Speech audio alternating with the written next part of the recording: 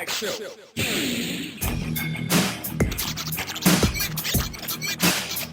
Tag Show. That's gonna leave a mark, Taylor.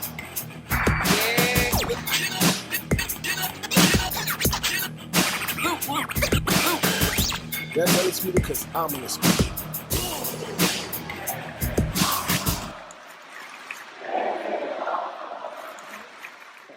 What's up, everybody? You're listening and watch. Is there a problem, Lucky? Damn.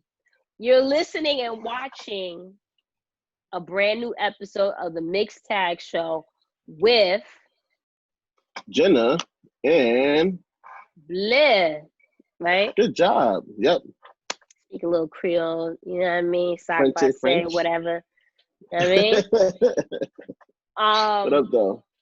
Nothing. What's up? How are you? How was your week? We spoke to you. Tiring. Like, I don't know. I need to get my iron up. I've been tired, like, every day. Like, I've been talking to you. Yeah, but like you mentioned, you've been up since 5, so it's 11 o'clock. You could be tired. Has anything to do with iron. I know, but I'm so used to being like, I'll be up to 1 o'clock in the morning. You know what I mean? I'll be texting you and I'll be falling asleep like right after. Like, that's not me. Yeah. I mean, you're a working man, you're a married man, just a lot going on. So what's up with your elbow? Let me tell you something, because I've been on my fitness game, like heavy, like hard body. So there's this workout called The Work, and this workout I did today was crazy, and I got like a rug burn or a mat burn, whatever, because it had to do, army pulls or something like that. So you gotta and then go back, and it just rubbed and then I have a ninja blender, and I don't know if you can see, but it stabbed the shit out of me. So you over there just fucking yourself up. And then my thumb, I think the week before, I wound up cutting myself because of the damn ninja blender. The blades are so needless to say, my right side is completely jacked up. So that's what's wrong. I've been thinking about going back into DDP yoga, to get my stretching on, and if you do this workout, my boy put me onto it. He's like, yo, you got to do this. This is crazy, and it is very crazy. The man, he's black dude too. He curses at you. He's like, yo, come on, you can fucking do it. Come on, let's fucking go. I get my stamina back up to get back into that. And I think about doing biking too.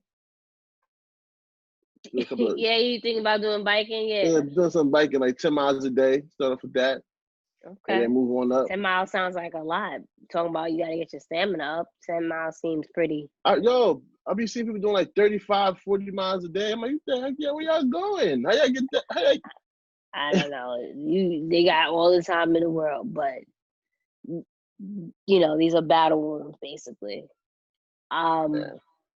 Well, I guess we should hurry up and get into the show, because you let it be known that you are very tired and your phone is dying. So we need to.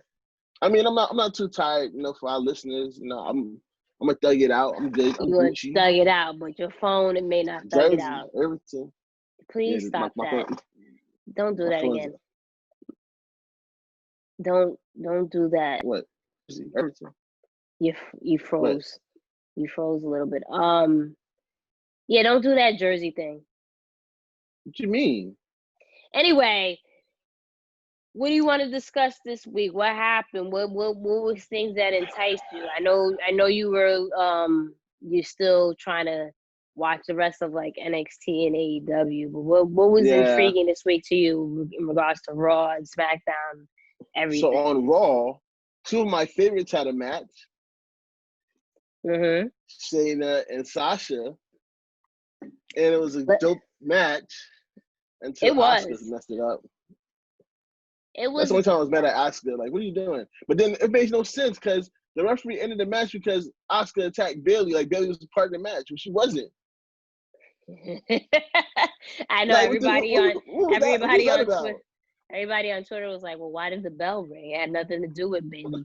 But you made a face when I made a comment in regards to like this was what Shayna needed because it's a definitely needed for her character right now because it's just very blasé on the main roster. You don't have to think that way, but the reaction that she's gotten since she's been on the main roster outside of the Survivor Series and the Invasion thing with NXT has been very bland. Hence the reason why she's been off of TV for a minute. So it was really cool. They need to write for her better.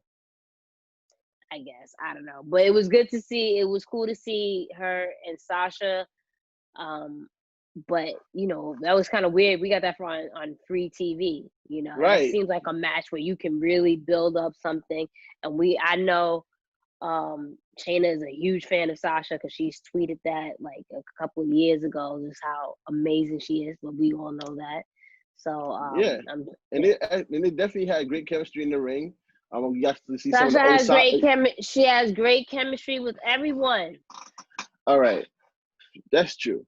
But everyone. We got to see both of them. We got a chance to see old Sasha, and we got a chance to see some old Shayna in the process, as if they practice a little bit with each other in NXT or something. I'm not sure, but those two exchanges were pretty dope in the ring on Monday with the reversals, seeing some old school stuff from both of them. I really enjoyed the match. I would love to see that in the future. Hopefully that we'll get that again with, you know, Sasha being the champion.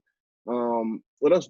How did you feel about the match other than, you know, Sasha carried the champion? I don't think in regards to her being the champion, I don't think that's gonna last long. But like I said, I thought it was cool. We got that on free TV with very little build, and that when she punched, I was like, I had to watch it a few times. I'm like, damn, did she really sock her? Obviously not, but it was a good exchange.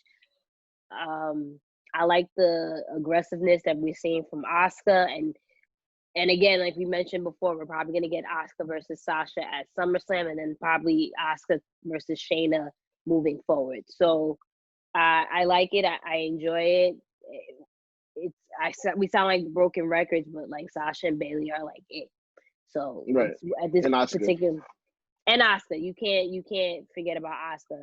And it's funny because it seems that the owner, Vince McMahon, is really, really digging, because he said on a conference call like a week or so, actually last week, that some of his favorites right now are Bayley, which is obvious because Bayley, she's killing it. She just made 300 days. Peyton, the Iconics, and Bianca Belair, which I'm also random, confused but happy about, because if he's a fan of her and thinks she's gonna be a big single star, hopefully in the near future we'll see some big things, like we mentioned in our hot take, or like I mentioned in the hot take, that I would love to see Bianca in a championship match against Sasha, Asuka. Like there's endless possibilities. And I really want to see a feud between her and Zelina Vega, because I'm a fan of Zelina. They've been teasing that for a while. They've been teasing it for a while, and it stops. And so there's something there, and I would love to see Zelina. You know, she's a great manager. She's great on the mic, but you know, her passion is wrestling, right? And I'm sure she would love to get out there and actually compete. So I would love to see her and Bianca actually have a match, and it doesn't have to be like a tag team match with the Street Profits and Andrade and Angel Garza. So fingers crossed if that's one of his favorites right now. What? Did Bianca and Asuka cross paths at all in NXT? I can't remember. Bianca and Asuka? No, not that I'm aware of. I don't think so. I think Bianca came up like when I don't know. I don't so I'm saying like they might have crossed a little bit. Like she might have more or less, but I don't think, there was whatever. I can't remember. Full program or nothing like that. It was one of those, like, you know, towards the end when Asuka's getting ready to leave and Bianca was coming in, I think between there, when she was going through all those things with Ember Moon. I don't know if there was actually, I don't know if there was actual matches. But besides that, what did you think? Did you get a chance to see Randy's promo against Drew? I was like, yo, this is good. And, you know, Randy's not necessarily known for like his mic work. Like it's he's good, but it's not like, yo, you know what I'm saying? Randy's really, been on really good. I feel like Randy's been on another one since like the pandemic started as well. Like he's one of those quiet, unsung heroes of the pandemic. Between his matches with Edge, his work with Christian, Big Show, and now working towards Drew, which we always hoping that was the case. Can't keep making him go against the legends. You know what I mean? Like eventually he's still an active member of the roster, and he's been very quiet when it comes to the title scene. I mean, I don't remember the last time he had a title shot, probably like 2 years maybe. So I agree with this. I feel like this is a good matchup for Drew. If anybody's gonna be a threat to Drew, it would be Randy Orton. Like I don't see anybody that's really a threat on roster right now. Yeah, I mean, like you said, Randy. I think if you're gonna talk about MVPs or like top superstars for the half of the year so far, Randy's definitely one of them. And I was sitting there, like, again, a lot of times I'll listen to a Randy promo, and it's just like it's not bad, it's not good, it's a promo. He sat there, and the funny thing is he had Flair out with him, and I'm like, yo, they don't need Flair involved, right? Like he doesn't need. Randy's a Hall of Famer. He's a great talent. Like he doesn't need a rub from Ric Flair. So I don't really get the pairing. Like I understand the pairing, but it's not needed. But again, I was sitting there and I was like, I was listening, and then I heard him and I was like, oh, I was like, I wish I could remember the exact line that really caught my attention, but I was like, yo, he's spitting facts. This is fire.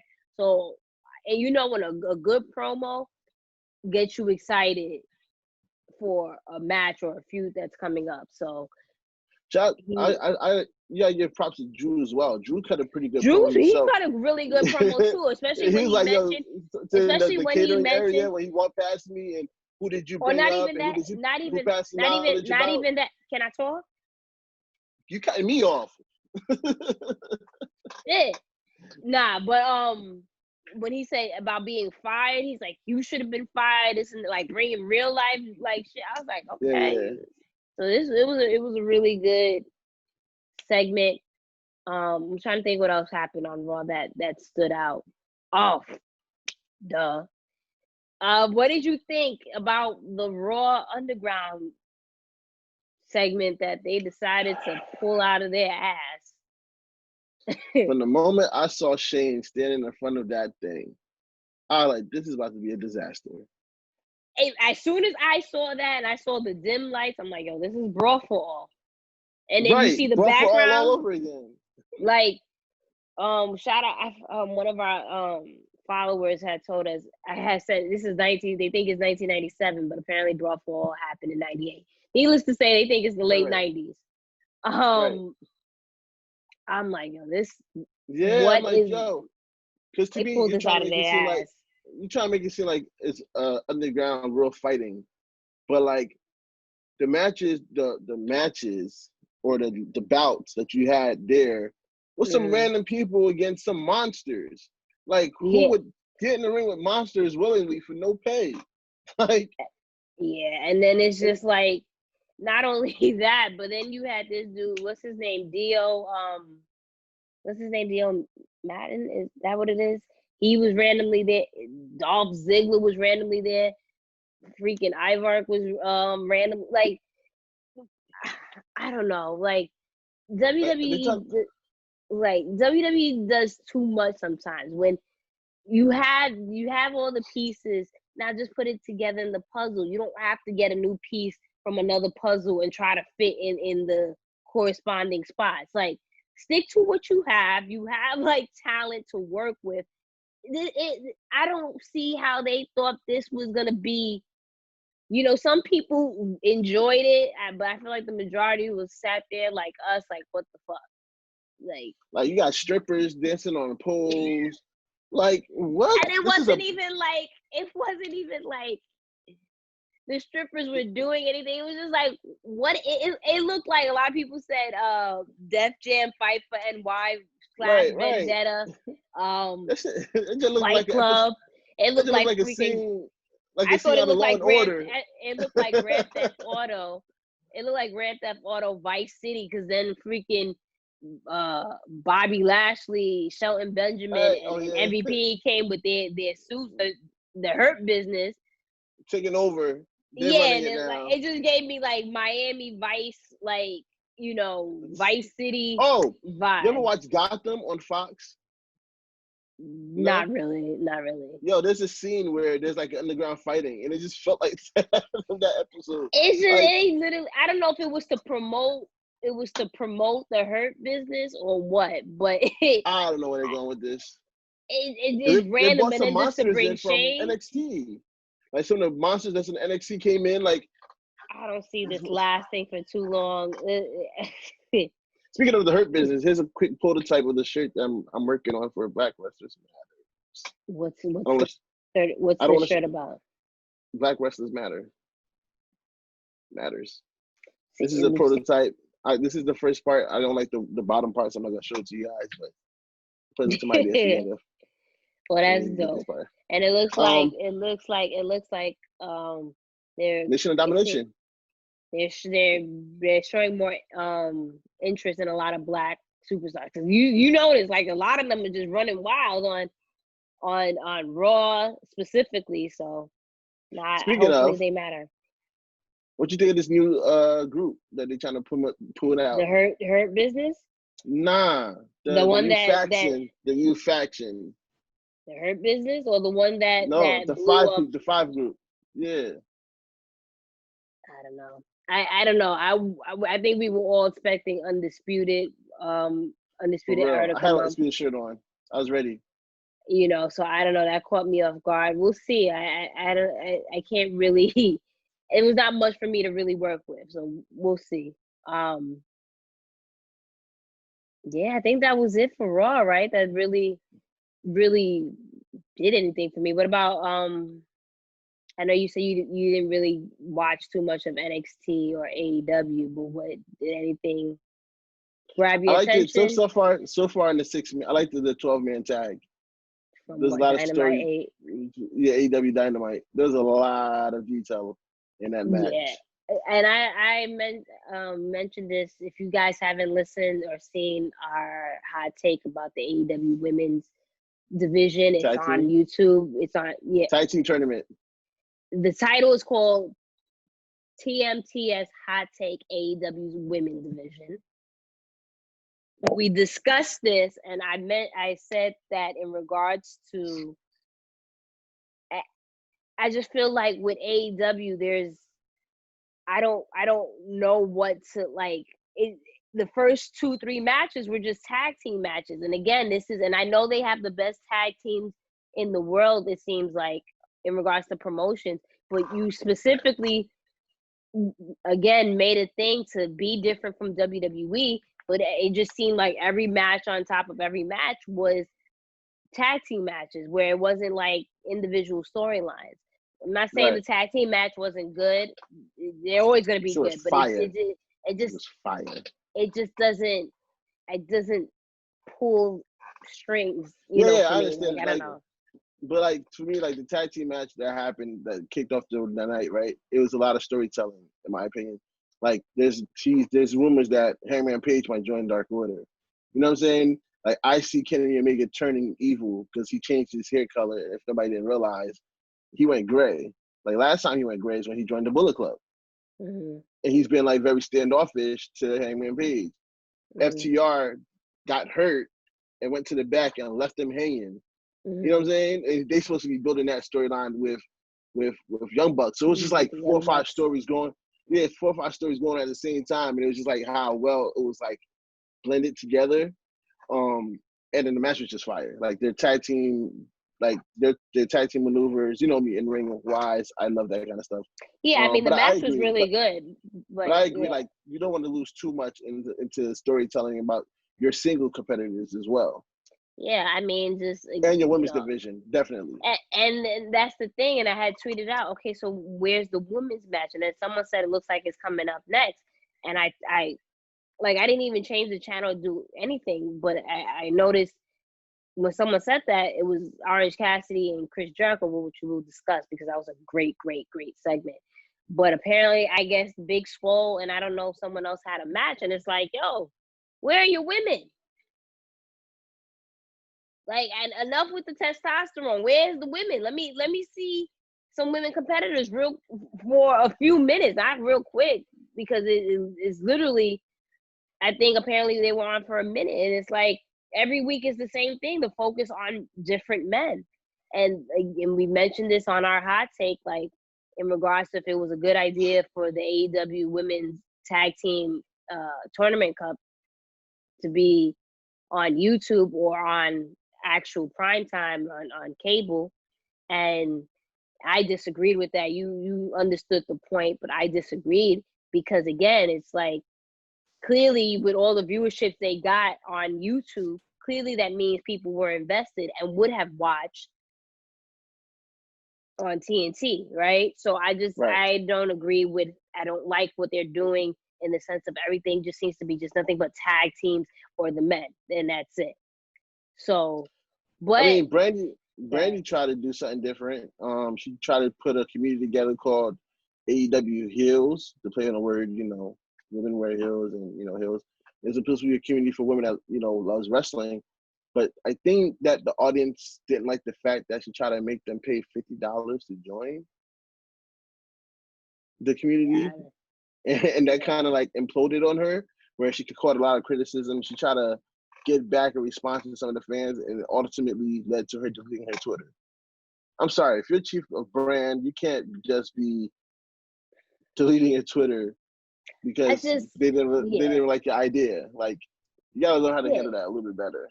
And that's what I mentioned in the hot take too, not to give too much of our conversation away, but I just feel like a lot of times Brandy plays woe is me. Like there's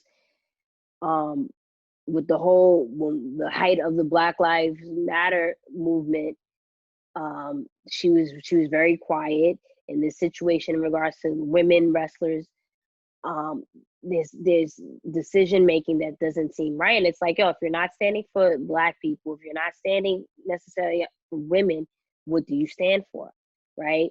And I'm not questioning what her, her Blackness or her as a woman. I'm not questioning that, but you have a prominent role in this company, right? Right. One of the things you said to Cody was, if you don't see color, you don't see me, right? So all these different things, it should be applied.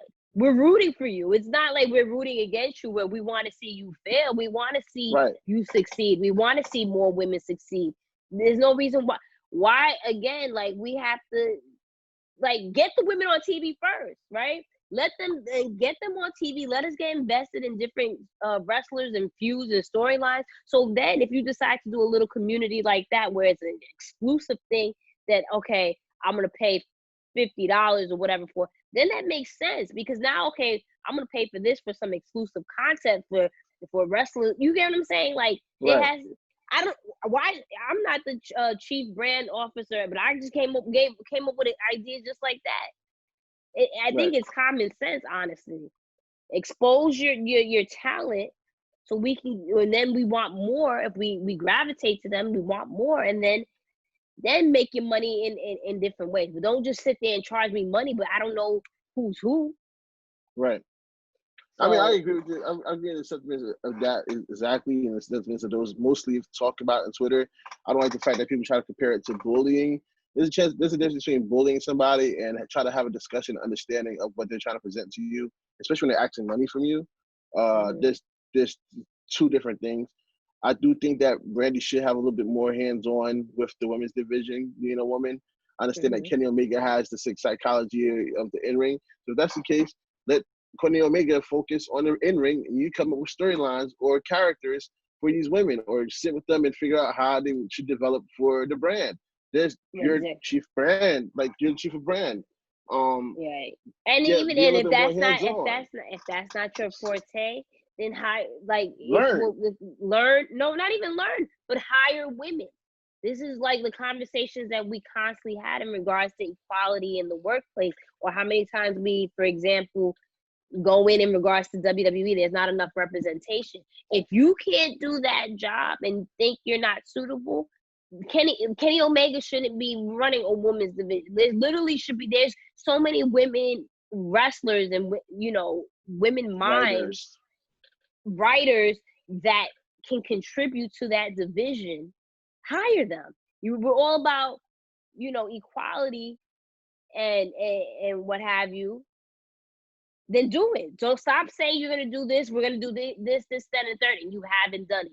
It's gonna be almost a year that this promotion has been up and running, like officially, and there's nothing that I'm excited about for in regards to that. Let's say the hot take. They gotta listen to the rest of the hot take.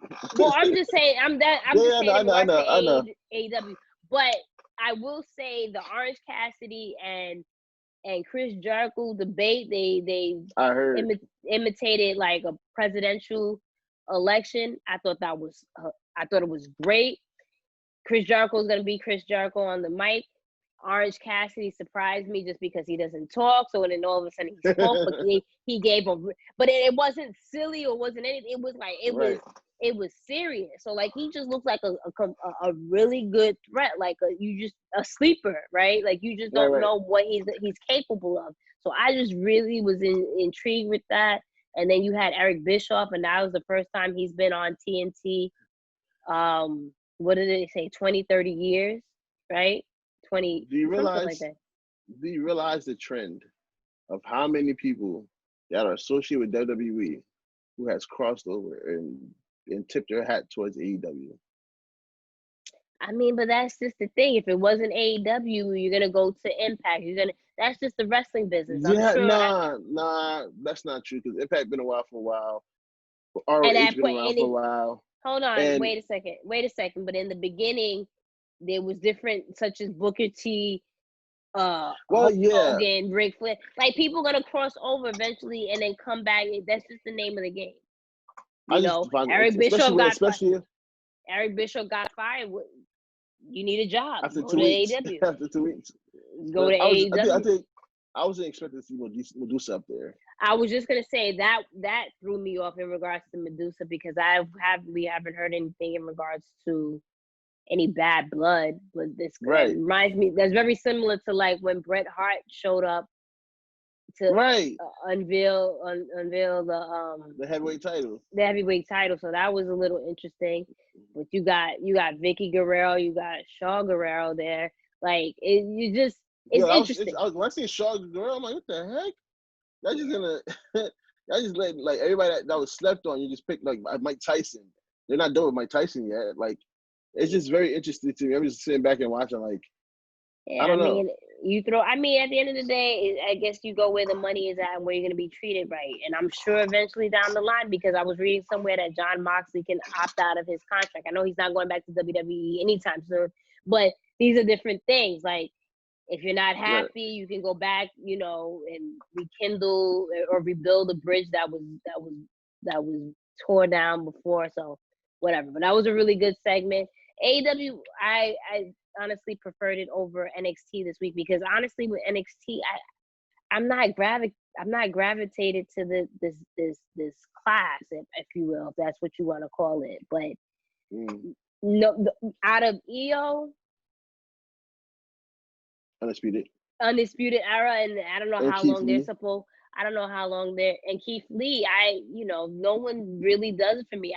They keep putting Aaliyah in different things. It just, for me, it doesn't work. Dakota, I like the character change, so I'm interested in that match for TakeOver. But this is the first time that TakeOver is coming up, and I'm not interested at all. Do you realize that TakeOver and AEW are going to be head to head on a Saturday? That's very interesting. And what's AEW's pay-per-view coming up? It's not a pay-per-view. It's not a pay-per-view. What happened is that because TNT of basketball because of basketball. Yeah. So they have to be aired on a Thursday one night, and then on Saturday another night. And the Saturday they're going to be airing on the same night as TakeOver. Yeah, I don't know. I can't even tell you and say like, yo, TakeOver got that. I don't feel like. You don't think people are going to tune in for Pat McAfee versus Adam Cole? Yeah. I'm going to tune in. That's what I'm tuning in for. Obviously, we see that was definitely a work when he was on his show, and they're going to have a match at TakeOver. But it worked. It got people interested. but I don't think that's gonna be really like one of the matches that we really pop for. But everyone else, like I can't get with this Dexter Loomis guy, Cameron Grimes, Damian Priest, like Cross, like none of like no one. It's just no one's really like previously you had Bianca, you had Io, you had Johnny, you had Tommaso, you had all these different like Street Profits. I don't know. You had all these different people just clicking on NXT, but it's just right, and it's always been like that. Shayna, like, let me leave it out, Shayna. Anyway, you just every couple of years, every couple of years, you have like just a really good group of talent, and right. I just don't, and I don't want to shit on anybody. I'm not saying no one's good or they can't get better, but no one's actually really not connecting with you, connecting with me exactly. So I'm not excited about TakeOver. Is who's challenging Keith Lee for the title? Is it Killer Cross? I don't know. I don't They know. changed his name too. What is it? It's not Killer Cross. It's what? Something Cross. I don't know. It's something Cross. Like I don't know. Like I really don't know a lot of these. I like Shotzi. I like her gimmick. Tegan's cool. Other than that, I'm just yeah. I gotta sit back and really watch the last couple of weeks because I actually want to watch the TakeOver. I feel like I've abandoned NXT for a while. I want to catch up on it and see what I've really been missing. Have you really been missing anything? I just want to still, The same thing with AEW UK. Like I feel like that just disappeared into the air after this whole pandemic thing happened. Yeah, exactly. So I don't know. Imperium is stuck over here. Imperium is stuck over here, and Pete is stuck over there. I mean, they had the main event. The main event was Imperium versus Undisputed. Right? That was a cool match. That was good. It was that was the first time I felt like in a while that the main event What's the main event? It was cool. It was cool. No, that's not true because Keith Lee versus Adam Cole was the main event. It's like I said, it's been a while. In a couple of weeks, it hasn't. Right, Lucky? Yeah, he just heard something. But yeah. Hey, who are you talking to? Oh, all right. No, I'm not talking to anyone. It's okay. But anything else wrestling related on the TV screen? That's really it. Nah, SmackDown. That's not it. For SmackDown. This whole Fiend and Alexa Bliss thing, I like it. I like it too. We know the Fiend has a pattern of when he gets a hold of someone and turning them back to their old ways, whether it's good or bad, but he turns them back to their old ways. So I feel that's where we're going with Bliss. I think her run as a face is done. Her run with Nikki Cross is done. Maybe it's not. I would like to see a feud between those two, and I don't think she did bad as a face. I think over the past year or so, I think over the past year we've given her a hard time, and just more so again her in-ring ability. But I gotta give credit where it's due. Like she has the ability to play heel and face. It's just that as face there was nothing for her to do. So a lot of times it was just like let's give her something. But I think she's made the best out of that situation as best as she could.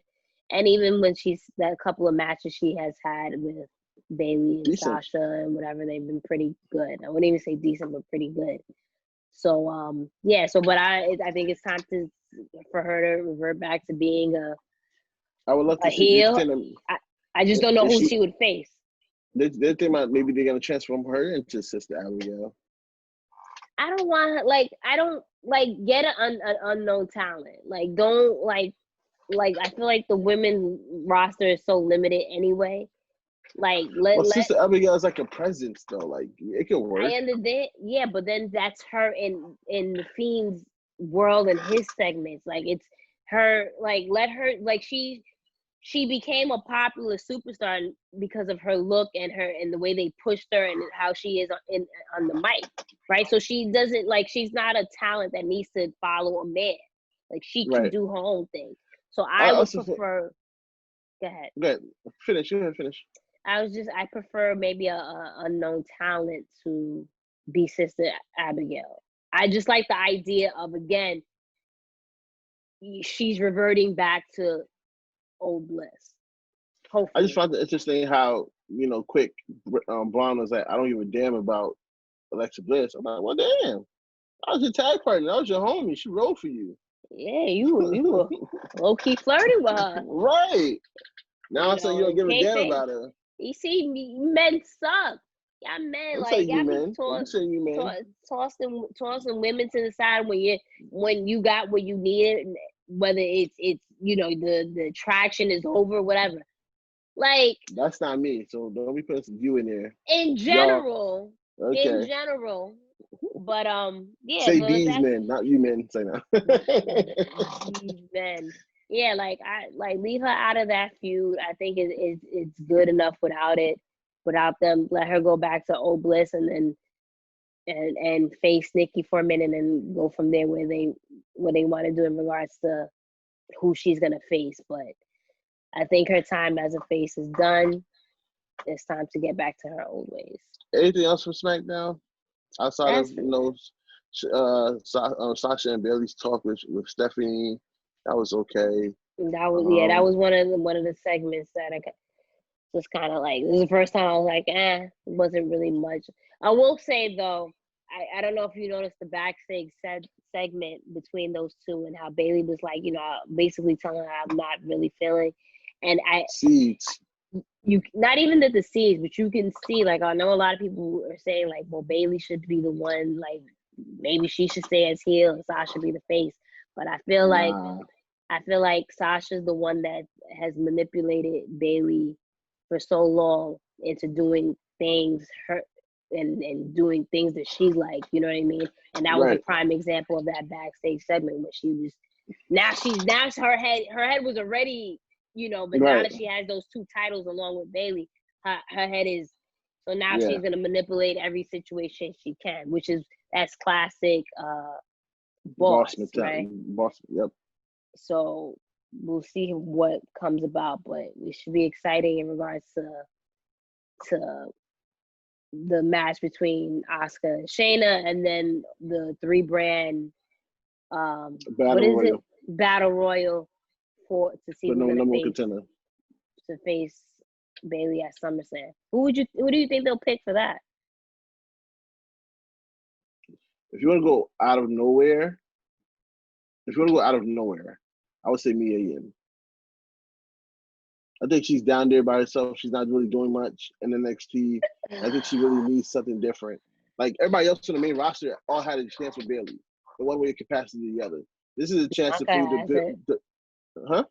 Bianca has it. Well, I'm about to say, outside of, if you want to, is either Mia Yim or Bianca, right? I say Mia because she's the dark horse. Nobody can see that coming. It's not that Bianca is the rising star over at Raw. But that means she has to switch over to SmackDown.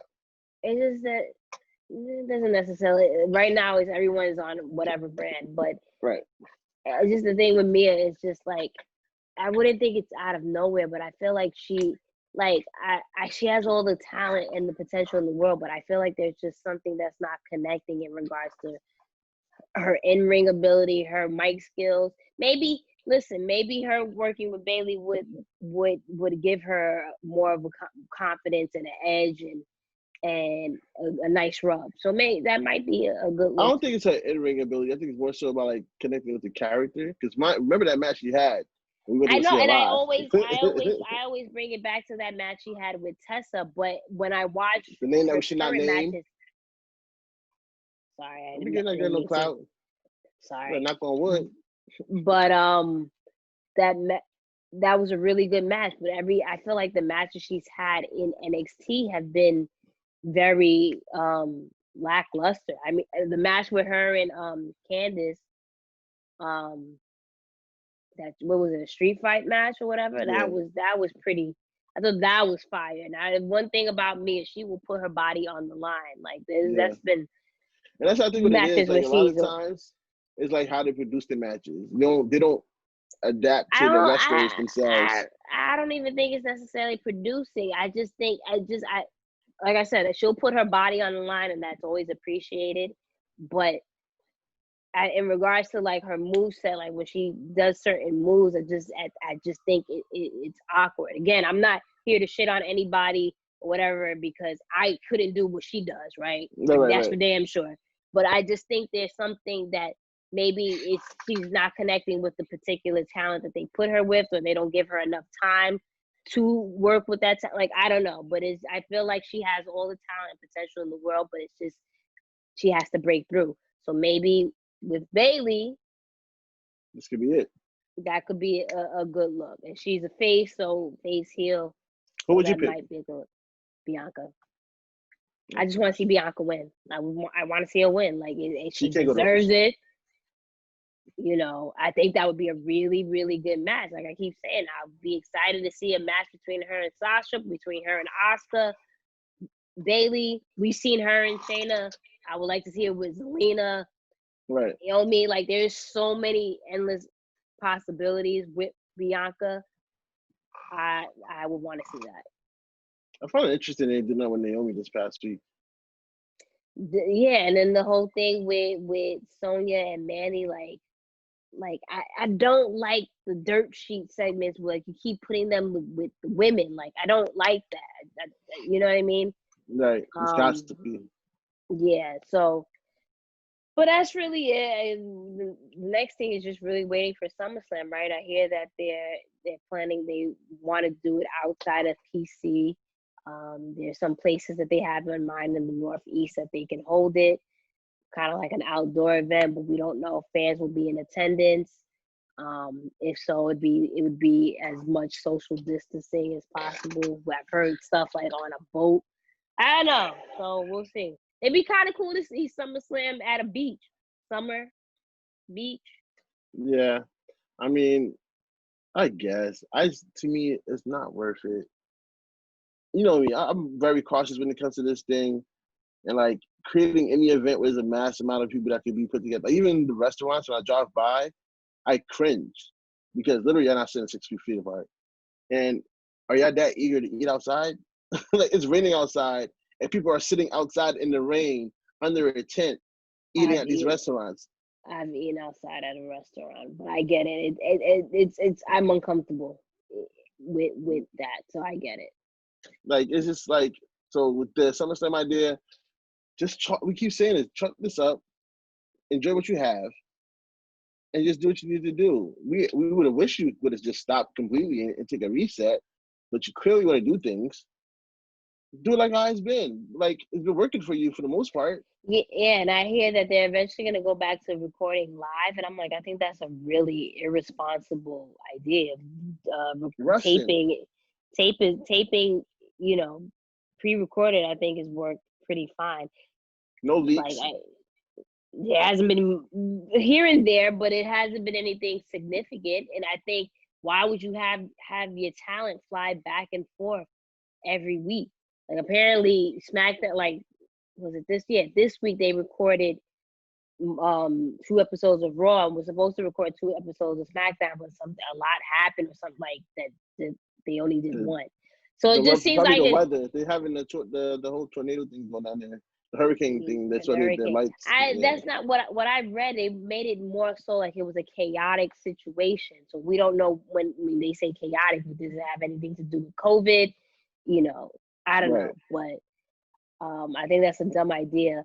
I would like to see it on the beach. I get what you're saying, but if you close up the beach, you don't, you know, and because now with the beach, that's a dumb idea for the future. Not like it's me, I would like to. But no, not even in the future. If you can like get a permit and pay, like, listen, like, don't have people come to the beach this day, and then you can get like some of the NXT or whoever, the family and friends that you have been having at the shows. It's a much easier setting where you could, you know, social distance, right? And it's outdoors. So I don't think that's a bad idea. As opposed to traveling up the Northeast, wherever they plan on traveling. Like, I don't. Northeast is us, like New York. No, I'm saying like New just Jersey, traveling in Connecticut. general. Like, no, I'm know, saying.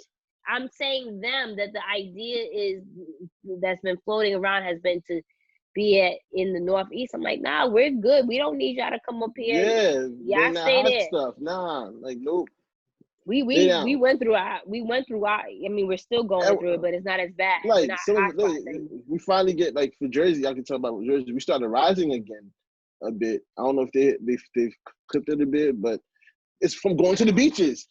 Like all the areas where the beaches were got hot spotted, and then those people that went to the beach went back to their counties and caused the whole issue. Like, I don't know, but yeah. Maybe we'll get to see The Rock and Daniel Bryan at SummerSlam. That's interesting. I'm kidding. It would be a WrestleMania match, but of course. I feel Daniel Bryan. You know, that Your Welcome song is very catchy. I know my daughter done watched Moana like freaking 10 million times, and I catch myself at work. You welcome, like it's yeah. Speaking of Daniel Bryan, congratulations to the Bella twins and their significant others, Daniel Bryan and I forget Nikki Bella's fiance's name, but they both welcomed boys a day apart on the 31st and the 1st, right? Yeah, that's crazy. Like they're not brothers by. They're not actual brothers, but they're not missing it by much. Right? So, congratulations to them. And that's our show. Go get some sleep. You're very tired. That's it. You're tired, man. I see you falling asleep. I see the I'm good. Don't try to put age on me. I'm fine. Lucky. Yeah, I'm not putting age. I see the drool because you're tired. But drool. Stop putting out lies. My man Lucky's knocked out. Magic is over here. Just you can't see Magic. Magic's like he's done. So that's our show. You can listen to us on your favorite podcast platforms or watch this latest episode on YouTube and watch our different segments such as Hot Takes. We got a couple of things coming soon. We're going to talk about it in the near future. Follow us on social media at the Mixed Tag Show or at Miss Jenna Baby BAYBE or at Blue Magic Grind spelled as it sounds. Spelled. How? Yeah, I get it. That's our show. Peace. Subscribe.